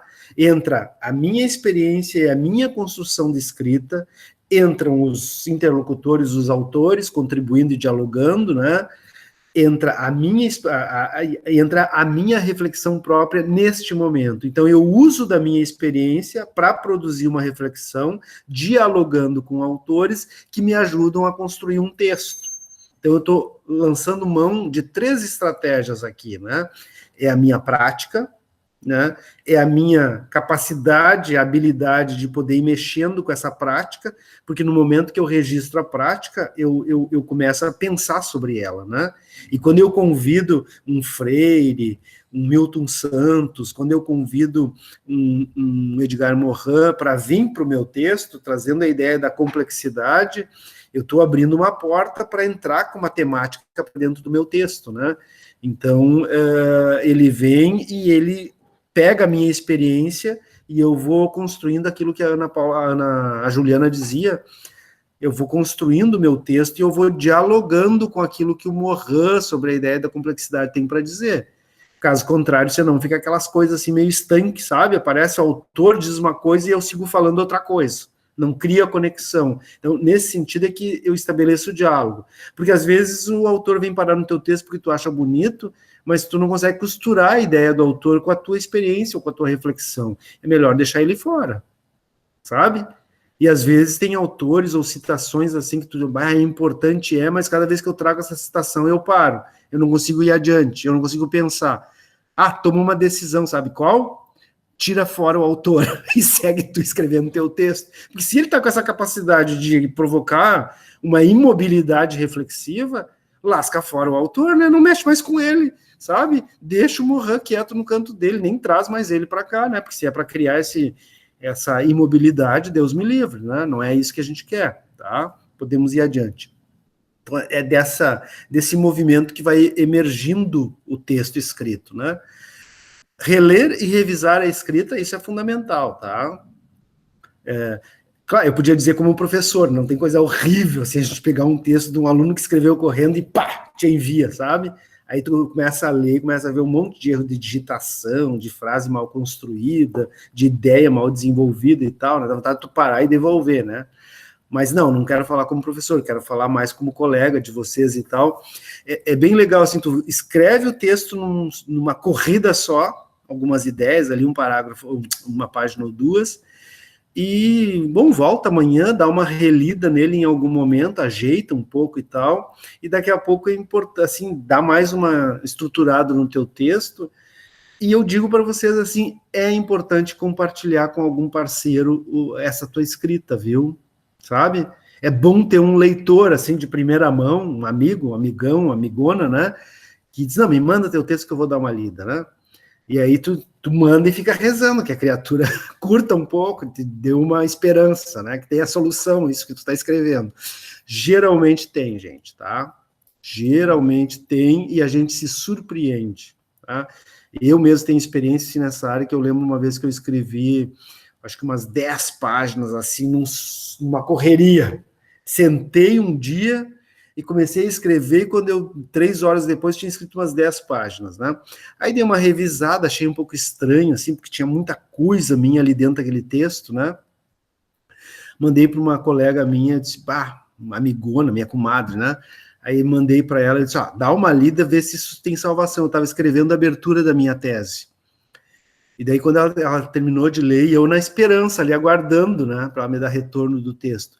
Aí ela, Gilberto, isso aqui tem que abrir a tua tese, sabe? E, na verdade, é o texto que abre a minha tese. Eu chamei de prefácio afetivo, né? Porque tem muita escrita de mim mesmo ali naquele início, né? Então, assim, a gente acaba se desvalorizando muito quando escreve, fica com medo, será que vão gostar e tal, não sei o que tem, né? Vale a pena te submeter para uma pessoa dar uma lida, um parceirão aí, uma parceirona, porque a gente vai ficar surpreso, viu? Às vezes a pessoa vai dizer, só aquele parágrafo lá da segunda página, acho que tinha que revisar ele e tal, e o resto ficou show de bola, ou então tu podia ampliar um pouco mais alguns aspectos que ficou faltando, né, que para a gente que não conhece, não entendeu direito, e o texto está show de bola. E aí sobre a escrita crítica, né, que no fundo é isso que a gente quer também, é poder pensar em cima do nosso trabalho, né? O que é uma escrita crítica, sabe? É o próprio trabalho sendo pensado, então uma escrita, na verdade, autocrítica, né? Porque é tu pensando. Só que esse movimento de registro, ele te dá condições de revisitar a tua prática e de pensar ela. E ao fazer isso, tu já vai se dando conta de aspectos importantes, significativos, negativos, nem tão bons assim, que tu poderia estar mudando, melhorando numa próxima vez, né? Então, eu sugiro assim, destaca pontos fortes que tu considera do teu trabalho, né? Dá uma ênfase, sabe? Diz, olha, uma coisa bacana que acontece é isso, isso, isso, sabe? Então, dá uma ênfase, né? E também não tenha medo de dizer, observo que tais e tais e tais aspectos ainda exigem um olhar mais atento, exigem experiências repetidas para melhorar, sabe? E aí tais e tais aspectos, né, ainda considero fracos, empobrecidos, que precisam ser fortalecidos, revisitados e tal, porque isso que eu acho, assim, essa capacidade da gente poder fazer a crítica ao próprio trabalho e mostrar. Tá? Mostrar o aspecto positivo, mas mostrar também os elementos da minha prática, assim, que eu começo a me dar conta que podem ser melhorados. E tu revelar no teu texto isso é de uma honradez, de uma honestidade fantástica, né? Então, eu acho que usa dessa estratégia para tornar o texto mais atraente ao leitor, motive-o a pensar junto contigo, porque quando tu aponta que diz, olha, tais e tais elementos eu preciso melhorar, tu está quase que convocando, autorizando o teu leitor a pensar junto contigo, né? E talvez ele diga assim, mas tu está sendo muito crítica e tal, ou a pessoa, o autor desse texto está sendo crítico, porque ele mostrou vários elementos e nem é tão ruim assim, né? Quer dizer, tu está provocando o teu leitor a ficar pensando junto contigo quando tu oferece também esses elementos aí de autocrítica, né? Podemos avançar, Ana. O fechamento do trabalho, gente, nada mais é de uma grande síntese, né? De trazer, depois que tu escreveu 10, 12 páginas, tu agora retomar aquilo que foi posto, né? E aí, para finalizar o trabalho, eu digo assim, recupera aquelas ideias revisa o teu texto, relê ele e vai puxando do texto aquelas ideias que foram ganhando mais força e agora traga para as conclusões, né? E reescreva de novo, dizendo, olha, o trabalho permitiu chegar a tais e tais ideias, por isso, e vá pontuando, né?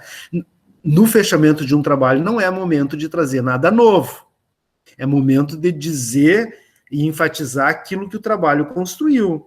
Se tu quiser trazer alguma novidade no fechamento do trabalho, nas considerações finais, conclusões, palavras finais, chame do que quiser, deixe bem claro que isso não foi trabalhado no desenvolvimento do texto. Tá? Digo, ó, gente, tudo isso me fez pensar algumas coisas novas, e tu quer dividir com o teu leitor, torne isso claro no teu texto, tá? Diga que isso não é conclusão no sentido de que tu pensou ao finalizar o trabalho e tem ideias novas, né? Para dar continuidade e tal, não sei o que tem. Então, nesse sentido, tu pode trazer ideias novas no fechamento do teu trabalho, para dar continuidade num outro trabalho, num outro texto, num outro trabalho de pesquisa, né? Tá? Vamos adiante. Estratégia aqui, inicia essa parte do trabalho retomando o objetivo, parta para sintetizar cada item do trabalho, produzir um parágrafo 2, né, trazendo essas ideias conforme eu fui dizendo, né? Avançamos, Ana. As referências, então, elas são importantes em trabalho acadêmico, ou qualquer trabalho, principalmente para nós no mundo da educação, né? E as referências, elas são importantes assim, gente, porque referências bem colocadas no final de um trabalho, elas mostram a tranquilidade que o autor está lidando em oferecer as fontes de consulta dele, tá? Olha, eu consultei o documento da escola, o documento é esse, ele está disponível no site da escola, está aqui o endereço, né? Eu consultei no dia tal. Tu está dizendo ao teu leitor que tem dúvida sobre a reflexão que eu fiz, ficou com alguma dúvida, vai lá e consulta o documento, e o documento está aqui, eu estou te dando o lugar onde ele se encontra, está bem acessível, quer dizer, tu não tem medo, é honesto com as tuas fontes, né?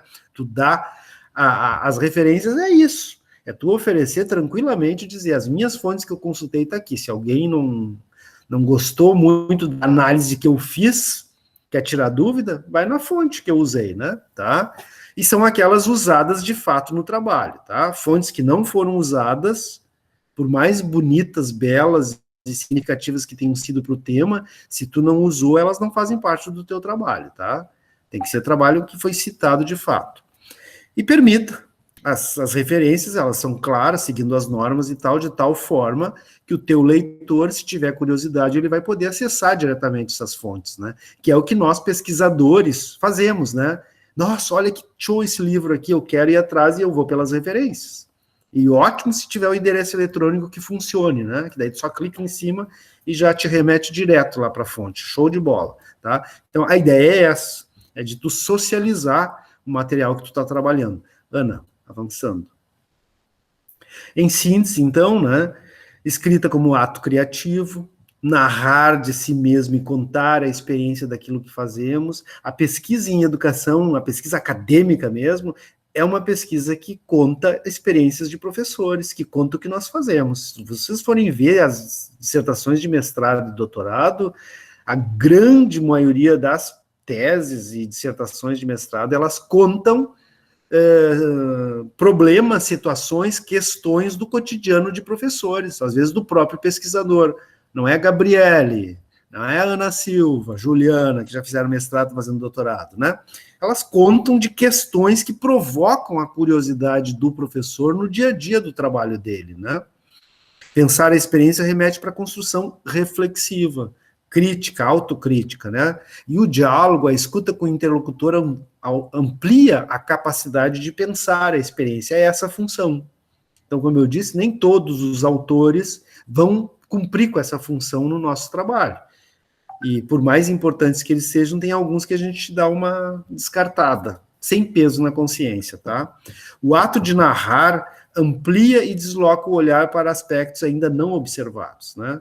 Porque na medida que eu reconstruo uma história pela escrita, me permite pensar sobre ela e ampliar a minha visão. Imagina eu trazendo um conceito de fora de um outro autor interessante e tal, e aí eu passo a ver de um outro modo essa minha experiência, né? Essa minha ação docente. Seguindo. A escrita permite a revisão, o reescrever, buscando a palavra certa para traduzir aquilo que eu gostaria de comunicar, né? E, enfim, nasce o texto, né, em grande síntese, tá bom? Seguindo aí, Ana. E eu só vou falar das minhas referências aqui que eu usei para esse material, né? Eu já citei o Mills, que é o terceiro ali, sobre o artesanato intelectual e outros ensaios, que é um livro publicado, reeditado em formato de livro, o que era o apêndice do livro de 52 do Mills, agora em 2009 foi reeditado aqui no Brasil e saiu num livrinho, né? Que deve estar por aqui, porque ele está sempre por aqui. Ah, tá aqui, ó.